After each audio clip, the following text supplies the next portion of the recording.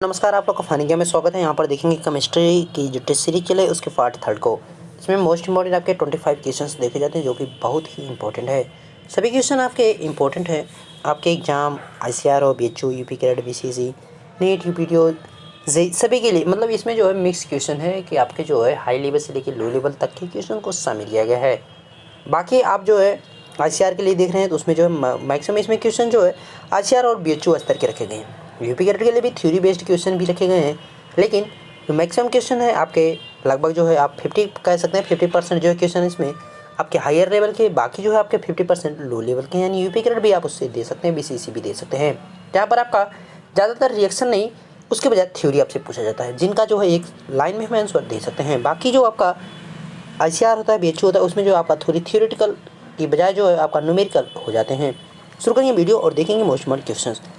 पहला क्वेश्चन रहा आपके सामने, किसी कार्बनिक यौगिक के विश्लेषण करने पर C इक्वल टू 54.2% है और H इक्वल टू 9.2% दरम्यान के रूप में प्राप्त होता है। यौगिक का मूलानुपाती है। यहाँ पे अगर बात की जाए तो क्या हो जाएगा, जो आपका कार्बन होता है उसमें जो परसेंटेज होता है, जो परसेंटेज कितना होता है 54, आपका दे रखा है 54.2%। यहाँ पे अगर बात की जाए हाइड्रोजन की, हाइड्रोजन कितना दे रखा है 9.2। ऑक्सीजन की अगर बात की जाए, ऑक्सीजन देखिए CO2 कार्बन डाइऑक्साइड भी बनाएगा, हाइड्रोक्साइड यानी पानी भी आपका बनाएगा, तो ऑक्सीजन में आपके कितने हो जाएंगे 36.6 हो जाएंगे। ओके, अब यहाँ पे बात की जाए यानी मोलों की कुल संख्या जो होगी उनका क्या हो जाएगा। मोलों की जो संख्या यहाँ पे आपका 54 अपान में जो है इसका कितना हो जाएगा 12, यानी 12 क्या है कार्बन का आपका परमाणु भार है, आपका कितना हो जाएगा 4.5। ओके, नेक्स्ट आपका हो जाएगा इसमें 9.2 में जब हाफ से डिवाइड करेंगे तो आपका 9.2 ही आएगा, और इसको 36.6 इसको जब डिवाइड किससे करेंगे 16, क्योंकि आपका ऑक्सीजन जो होता है उसका आपका परमाणु भार कितना होता है 16 होता है, यानी 2.3 आ जाएगा। ओके, ये तो आगे आपके यहाँ पे मोलों के जो है अनुपात आ गए। ओके, अब यहाँ पे अच्छा मोलों के अनुपात, अब इसके बाद जो आपका मोलों के अनुपात के लिए क्या करना पड़ेगा 4.2। देखिए अब ये 4.2 जो है उसमें जो है 2/3 जो आपका सबसे छोटा वाला है उससे उसको डिवाइड करना पड़ेगा, उससे उसको आप जब डिवाइड करेंगे 4.25, इसको थोड़ा सा छोटा किया जाएगा। अगर इसकी बात की जाए जो आपका 4.5 दिया है इसको 2/3 से डिवाइड करेंगे तो इसको क्या आ जाएगा 2 आएगा, और जो आपका 9.2 इसको 2/3 से डिवाइड करेंगे तो कितना आएगा 4 आएगा। अगर 2.3 को डिवाइड करेंगे 2.3 से ही तो क्या आ जाएगा 1 आ जाएगा, यानी आपका 2 4 होना आ गया। कार्बन के लिए 4, H के लिए 4, यहाँ पे कार्बन के लिए 2 है, H के लिए 4 है, वो ऑक्सीजन के लिए 1 आपका आ गया। आपसे पूछा क्या गया है मूलानुपाती सूत्र क्या बन जाएगा, तो मूलानुपाती सूत्र जो बनेगा C2H4O आपका हो जाएगा, C2H4 यानी आपका डी ऑप्शन। कार्बन के लिए 4, ऑक्सीजन के लिए यहाँ पे कार्बन के लिए 2, ऑक्सीजन के लिए 4, और ऑक्सीजन यहाँ पे ये हाइड्रोजन का है ना, H आपका हाइड्रोजन 4 है, ऑक्सीजन का आपका 1 है, C2H4O हो जाएगा। नेक्स्ट देखिए, निम्न में से परमाणु की संख्या के बारे में रदरफोर्ड के अल्फा कण प्रकीर्णन प्रयोग पर आधारित कौन सा निष्कर्ष है। तो राइट आंसर की अगर बात की जाए तो इसमें क्या हो जाएगा, यहाँ पे जो देखिए बहुत थोड़े ही कण होते हैं जो आपका क्या करते हैं, बहुत ज़्यादा कण तो आपके परिवर्तित होते नहीं, बहुत थोड़े अल्फा कण होते हैं जो कोण से यहाँ पे विचलित किए जाते हैं, या जो है निष्कर्ष निकाला गया है कि धनावेश आवेश पर परमाणु को बहुत ही छोटे आयत पर जो है क्या करता है यहाँ पर भेज देता है या उस पर जो है परिवर्तित कर देता है। तो इसमें कौन सा हो जाएगा, तो यहाँ पे राइट आंसर क्या हो जाएगा भाई, तो आपका यहाँ पे परमाणु के बहुत ही न्यून यानी बहुत छोटे आयत पर क्या है केंद्रित करता, धनावेश केंद्रित करता है, यानी फर्स्ट ऑप्शन हो जाएगा। ओके, यानी फर्स्ट ऑप्शन। नेक्स्ट है, यदि प्रथम बोर कक्षा की त्रिज्या XPM है तो तीसरी कक्षा की त्रिज्या आपका क्या हो जाएगा यहाँ पे 3x² हो जाएगा। ओके, 3x² हो जाएगा, यानी इसको आप कैसे कर सकते हैं, आपका 5.29 इक्वल टू Z आपका इसके बराबर सीधे 9 आपका होता है, ये आपका यहाँ पे फार्मूला है, तो आपका क्या हो जाएगा 9x हो जाएगा, यानी डी ऑप्शन। नेक्स्ट है, निम्न में कौन सा ऑक्साइड प्रकृति में उदासीन होता है, विच of the following oxide natural nature, तो कौन होता है यहाँ पे CO होता है, ओके, कार्बन मोनोऑक्साइड की बात की जाए डी हो जाएगा। यहाँ पे आपका जो CO2 होता है वो क्या होता है, अम्लीय ऑक्साइड होता है, यानी एसिड ऑक्साइड होता है। Al2O2 की बात की जाए तो ये उभयधर्मी ऑक्साइड होता है, ये उभयधर्मी होता है,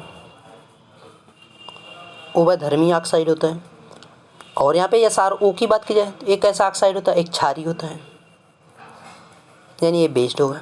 नेक्स्ट देखिए, इसमें सही आंसर डी था। नेक्स्ट है, निम्न में कौन सा सबसे शक्तिशाली बंध होगा, तो किसके बच यहाँ पे जो है सबसे शक्तिशाली बॉन्ड बनेगा। यहाँ पे जो O और H है उसके बीच में सबसे शक्तिशाली बॉन्ड बनेगा। बंध शक्ति जो अल्फा परमाणुओं के विद्युत ऋणात्मकता के अंतर के आधार पर यहाँ पर की गई है। ओके, सबसे जो है यहाँ पर शक्तिशाली बंध किसके बनेगा, डी ऑप्शन।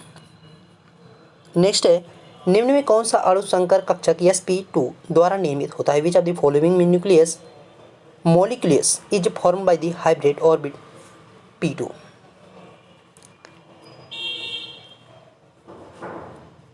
तो यहाँ पे राइट आंसर BF3 हो जाएगा। ओके, इसको देखिए कैसे करना है। बी की जो मूल अवस्था होती है, मूल अवस्था, उसमें जो है आपका कैसे होता है, कुछ इस प्रकार से बना होगा। और अगर यस वाले की बात करें तो यस वाला आपका गोला हो गया 2s। 2p में बात करें तो एक होता है। लेकिन अगर आप उत्तेजित की बात करें, अगर यही बी जो है उत्तेजित रहता है यानी आवेशित रहता है, तो आपका ये जो स्ट्रक्चर है उसमें परिवर्तन क्या होता है, ये आपका सभी सिंगल सिंगल हो जाते हैं, सभी सिंगल सिंगल। और पूरी को क्या कहते हैं, sp2, पूरे को sp2 एक साथ में बोला जाता है, यानी आपका क्या है, सी ऑप्शन। नेक्स्ट है, निम्न में से कौन सा हाइलाइट सबसे आसानी से अधिकृत हो जाता है।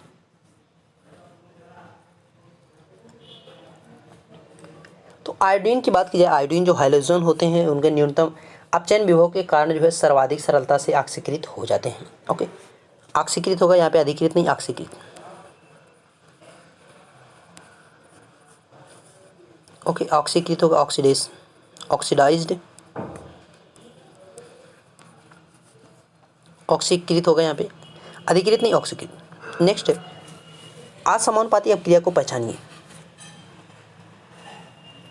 असमानुपाती अपक्रिया होती कैसे है, ये रेडॉक्स अपक्रिया होती है, पहली बात है, जिसमें कोई तत्व होता है जो ऑक्सीकरण अवस्था में भी होता है और ऑक्सीकृत होने में, मतलब ऑक्सीडेशन और रिडक्शन एक ही जो आपका कंपाउंड होता है उसी के साथ आपका होता है यहाँ पे।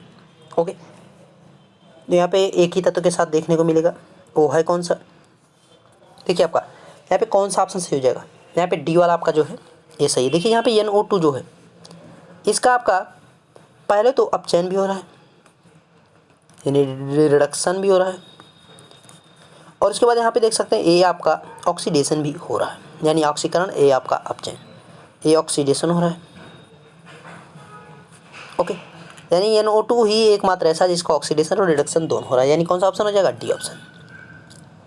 निम्न में से किसने न्यूट्रॉन अनुपस्थित होता है, किसमें न्यूट्रॉन अनुपस्थित, विच of the following neutron is absent.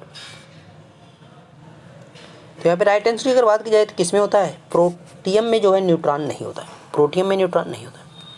Duty देखिए, ये सब इससे बड़ी बात की तीनों जो किसके समस्थानिक है, ये हाइड्रोजन के समस्थानिक, ये भी याद रखिएगा, प्रोटियम, ड्यूटेरियम, ट्राइटेरियम, ये तीनों समस्थानिक होते हैं किसके, हाइड्रोजन के। जबकि यहाँ पे ड्यूटेरियम होता है उसमें कितने होते हैं, इसमें 2 होते हैं। ट्राइटेरियम में बात की जाए इसमें कितने होते हैं, 3 होते हैं, याद रखिएगा। ड्यूटेरियम में 2 न्यूट्रिएंट, ट्राइटेरियम में आपका 3 होते हैं। ओके, नेक्स्ट देखिए, निम्न में कौन सा कथन क्षारीय धातुओं के बारे में सही नहीं है।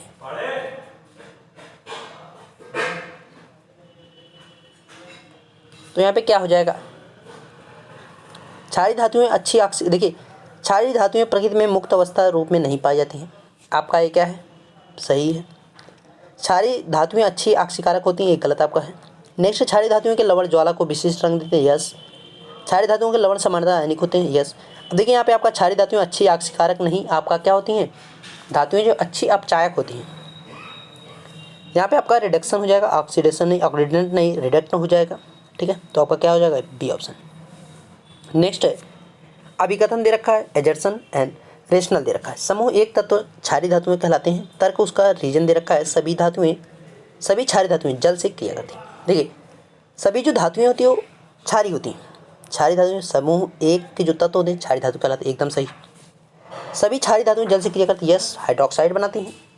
सभी धातुएं जो हाइड्रोक्साइड बनाती हैं, लेकिन ये क्या होते हैं, प्रबल क्षारीय होते हैं, प्रबल क्षारीय होते हैं। इस वजह से जो है क्या है कि आपका जो पहला है उसका दूसरा वाला जो है सही कंक्लूजन नहीं निकला। लेकिन हाँ, दोनों सही है, अपनी अपनी जगह पे दोनों सही है। लेकिन आपका क्या है कि पहले वाला जो है आपका जो स्टेटमेंट यानी दे रहा है, उसका जो कंक्लूजन है वो आपका सही नहीं है, यानी उसका जो है सही व्याख्या नहीं कर रहा है।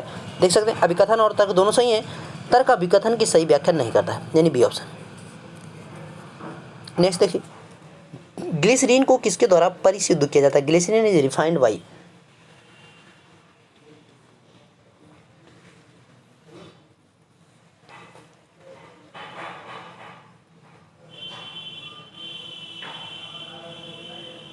यहाँ पे राइट आंसर की बात की जाए तो क्या हो जाएगा, निर्वात आसमान किया जाता है। याद रखिएगा, वे यौगिक जो अपने क्वथनांकों के नीचे अपघटित हो जाते हैं उनको भाई क्या कहते हैं, उनको जो है किसके द्वारा क्या, निर्वात आसमान में उनका जो है किया जाता है, कम दाब पे आश्वादित हो जाते हैं। यानी आपका जो ग्लिसरीन होता है वो कम दाब पर ही, यानी मिनिमम आपका प्रेशर है तो भी आपका आश्वित हो जाता है, यानी डिस्लाइज हो जाता है।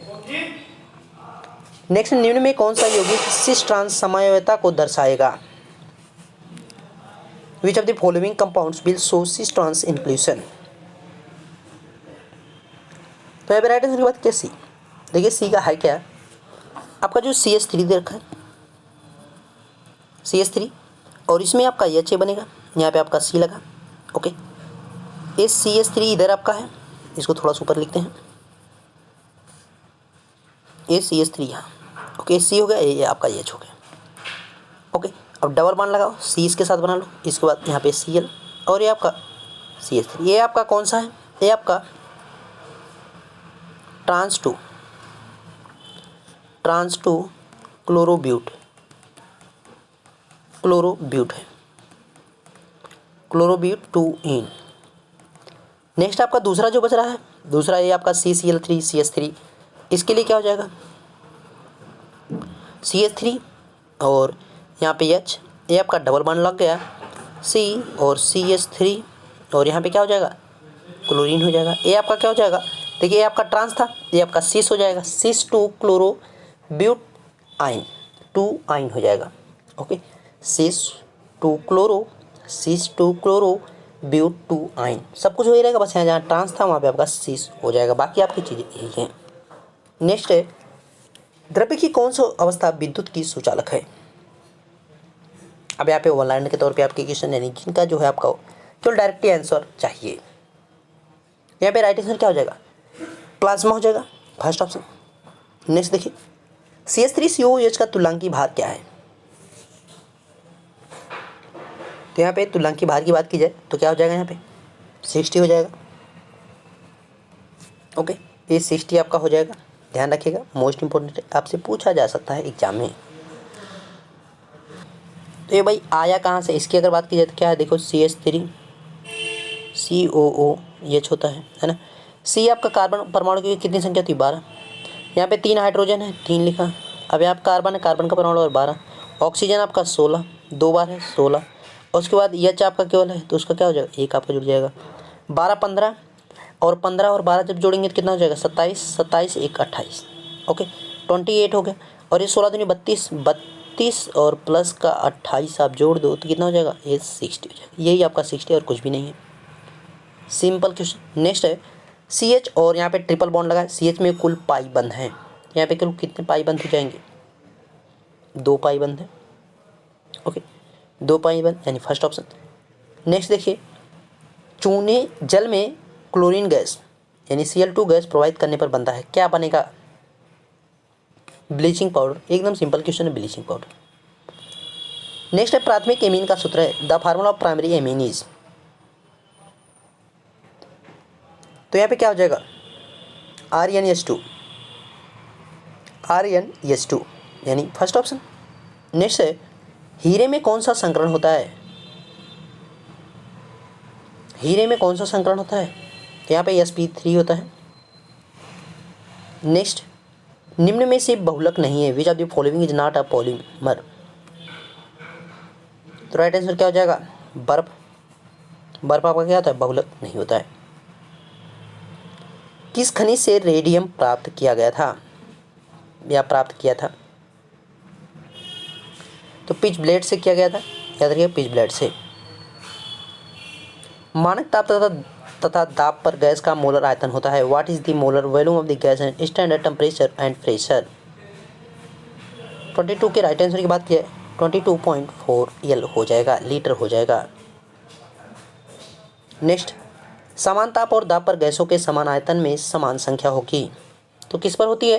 तो ये सिंपल एकदम क्वेश्चन ऑफ न्यूक्लियस यानी अणुओं की, यानी समान ताप और समान दाब अगर हो तो गैसों के समान आयतन में जो समान संख्या किसकी होगी? अणुओं की होगी, यानी न्यूक्लियस की होगी। लाल तप्त कोक पर जलवायु प्रभावित करने से कार्बन मोनोऑक्साइड एवं हाइड्रोजन गैसों का मिश्रण प्राप्त होता है, जिसे क्या कहते हैं? जैसे लाल तप्त कोक पर अगर जलवायु प्रभावित करने से कार्बन मोनोऑक्साइड और हाइड्रोजन गैस का मिश्रण प्राप्त हो रहा है तो क्या है, उसे क्या कहते हैं? तो उसे जल गैस कहते हैं, यानी वाटर गैस। नेक्स्ट और लास्ट क्वेश्चन आपका है, निम्न में से कौन सा संकुल अधिकतम अनचुंबकीयता को दर्शाता है?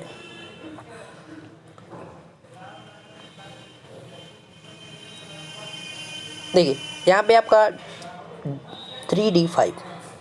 3d5 में अयुग्मित इलेक्ट्रॉनों की संख्या क्या होगी? सर्वाधिक होगी, ओके, अधिकतम होगी, इसलिए क्या होगा? अधिकतम अनचुंबकीयता को दर्शाएगा यही, यानी बी ऑप्शन यहाँ पे सही है। नेक्स्ट आपके यहाँ पे अच्छा सभी क्वेश्चन कंप्लीट 25 पे लास्ट क्वेश्चन आपका था। तो वीडियो अच्छा लगा तो लाइक जरूर कीजिएगा, चैनल पर है चैनल को जैसे सब्सक्राइब कीजिएगा। इसका पीडीएफ मिल जाएगा आपको टेलीग्राम चैनल पर, इसको ज़्यादा से ज़्यादा शेयर करें ताकि मैक्सिमम लोगों के पास पहुँच सकें चीज़ें। ओके, मिलेंगे नेक्स्ट वीडियो में। आपको आगे कौन सा वीडियो चाहिए उसको कमेंट करके हमें जरूर बताएं ताकि जो उसका वीडियो आपको रिसेंट में अपलोड किया जा सके। मिलेंगे नेक्स्ट वीडियो, थैंक यू।